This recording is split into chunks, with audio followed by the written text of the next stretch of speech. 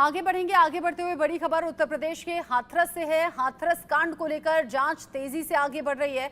न्यायिक आयोग ने जांच तेज कर दी है। कल ही न्यायिक आयोग की टीम पहुंची थी घटनास्थल पर, जहां पर जांच को आगे बढ़ाया था।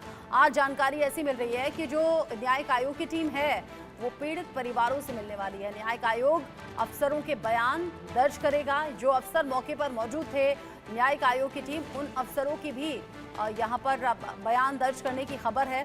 साथ ही साथ जो पीड़ित परिवार हैं, यानी कि जिन्होंने अपनों को खो दिया है या फिर जो चश्मदीद हैं, उन सभी से पूछताछ यहाँ पर न्यायिक आयोग की टीम करने वाली है। पूछताछ के साथ सबूत भी जुटाए जाएंगे और ये पता लगाया जाएगा कि आखिर भगदड़ कैसे हुई, किसकी वजह से हुई, किसकी गलती की वजह से हुई।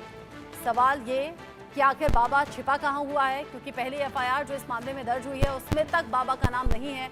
और ऐसे में हाथरस कांड को लेकर अलग अलग बयान भी सामने आ रहे हैं, राजनीति भी खूब हो रही है।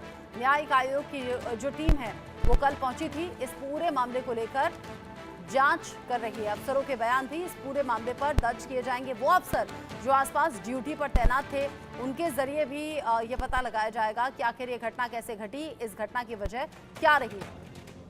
इन सबके साथ ही साकार हरीफ, जो कि बाबा अभी फरार चल रहा है, सूरजपाल सिंह उर्फ भोले बाबा, उसकी तलाश जगह जगह चल रही है। उसकी संपत्तियों की जांच चल रही है। कहाँ कितने उसके अनुयायी थे ये पता लगाया जा रहा है। कब से ये बाबा प्रवचन दे रहा है। जानकारी ऐसी भी है कि कुछ महिलाओं को सम्मोहित भी इसके जरिए किया गया। महिलाओं को सम्मोहित करना यानी कि अपने वश में करने की बात भी कुछ परिवारों के जरिए सामने आई है। यानी कि घर की महिलाओं को, जो गृहिणियां हैं, उन्हें सम्मोहित करके अपने पक्ष में कर लेना। और कई परिवार ऐसे हैं जो उजड़ गए हैं।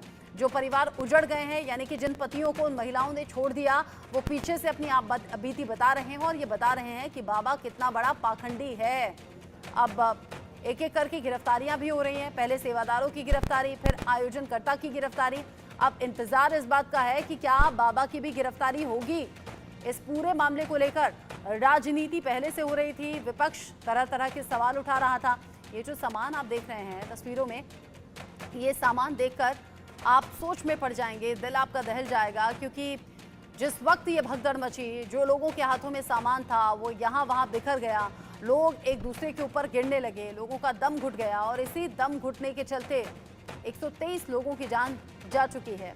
इन सब के बीच में ही मधुकर प्रकाश, जो कि मुख्य आयोजनकर्ता था, वो पकड़ा गया है दिल्ली के नजफगढ़ से।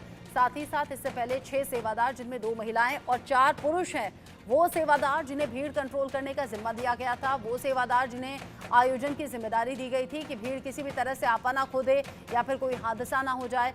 ऐसे में बहुत से सवाल हैं जो अभी उठ रहे हैं और इन सवालों के जवाब जानने की कोशिश पुलिस और अब न्यायिक आयोग की जो टीम है वो कर रही है। पुलिस के सामने पेश ना होकर बाबा क्यों फरार हो गया। फरार होने के बाद सबसे हैरानी की बात यह है कि कभी लिखित बयान दर्ज कर रहा है, कभी मीडिया के सामने वो बोल रहा है, लेकिन पुलिस ना तो उस तक पहुंच रही है, ना वो पुलिस तक पहुंच रहा है। 123 लोगों की मौत पर दुख जरूर जता दिया गया, लेकिन सोल्यूशन क्या है, उन 123 परिवारों का होगा क्या, ये कोई नहीं जानता। हाथरस कांड को लेकर महंत राजू दास का एक बड़ा बयान भी सामने आया है। जिम्मेदार बाबा के खिलाफ योगी सरकार बुलडोजर चलाए, ये महंत राजू दास की ओर से कह दिया गया। इससे पहले हमने यूपी में देखा है और जो यूपी का बुलडोजर एक्शन है वो देश भर के अलग अलग जो राज्य हैं वहां पर फेमस है। लोग कहते हैं कि बाबा का बुलडोजर जो है वो यहाँ भी चल गया क्या। ऐसे में हाथरस कांड को लेकर महंत राजू दास हैं, बड़ा बयान दे रहे हैं। वो कह रहे हैं जिम्मेदार जो बाबा है, यानी कि जो इस पूरी घटना के पीछे जिम्मेदार है, उसकी संपत्ति पर भी तो अब बुलडोजर चले। योगी सरकार वहां भी अब बुलडोजर का एक्शन दिखाए, क्योंकि 123 लोगों की जान जा चुकी है और बाबा यहाँ वहाँ छिपता फिर रहा है। बाबा यहाँ वहाँ छिपकर फरार है, लेकिन हाँ, मीडिया के सामने बयान देकर ये जरूर बता दिया कि वो निर्दोष है। लोगों को वो ढांढस बंधाते हुए कह रहा है कि बड़ा दुख मुझे है और आप शासन प्रशासन पर भरोसा रखें, लेकिन खुद शासन प्रशासन की आंखों में धूल झोंककर फरार है बाबा। महंत राजू दास ने क्या कहा, सुनिए। को लेकर हम जो तथाकथित महात्मा है, मैं उनको जिम्मेदारी मानता हूँ। भारत आस्थावान देश है, एकदम आंख बंद करके भक्त विश्वास करते हैं संतों के ऊपर। तो इस चोले का हम मजाक ना उड़ाएं। और जिस प्रकार से हाथरस में जो टाई वाले बाबा जी थे, पैंट वाले बाबा जी थे, सूट बूट वाले बाबा जी, पहले बात तो संतों का अपमान हो रहा है, संतों का नाम बदनाम किया जा रहा है। क्या सूट बूट में कोई बाबा होता है क्या? अरे कम से कम अपनी लिबास तो सही रखो। भेष से देखिए, अब छोटा सा बच्चा है भगवा वेश में है तो 85 साल का बुजुर्ग है, भारत आस्थावान है, सीधे प्रणाम करता है। तो कम से कम आप मंच पर बैठकर देखा मैंने, जूता पहने हुए मंच पर बैठा है और लोगों को शिक्षा दे रहा है। ये शुद्ध रूप से वो जिम्मेदार हैं। मैं तो कहता हूँ पूज्य योगी आदित्यनाथ जी महाराज से निवेदन करता हूँ, बुलडोजर कब चलेगा? चलना चाहिए ना, उसके ऊपर भी चलना चाहिए ना।